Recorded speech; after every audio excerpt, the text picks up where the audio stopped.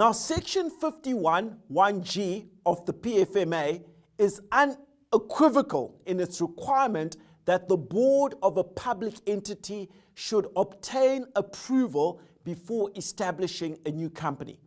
It requires the accounting authority of an entity to promptly inform the National Treasury of any new entity which that public entity intends to establish, or in the establishment of which it takes the initiative, and then allow the National Treasury a reasonable amount of time to submit its decision prior to formal establishment.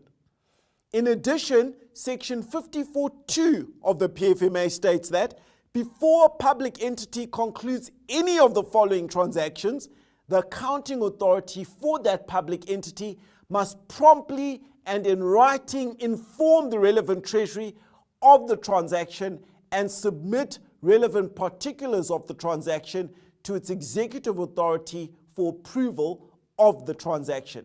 These transactions include A, the establishment or participation in the establishment of a company. B, participation in a significant partnership or trust or unincorporated joint venture or some similar arrangement. C, the acquisition or disposal of a significant shareholding in a company. And D, the acquisition or disposal of a significant asset.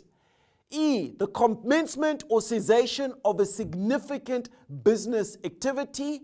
F, a significant change in the nature or extent of its interest in a significant partnership or trust or unincorporated joint venture or similar arrangement. The board of a public entity is actually committing an act of financial misconduct if it willfully or negligently fails to comply with the Public Financial Management Act in this regard. And the Treasury regulations specify that such allegations must be investigated by the executive authority, and if confirmed, appropriate disciplinary proceedings must be initiated.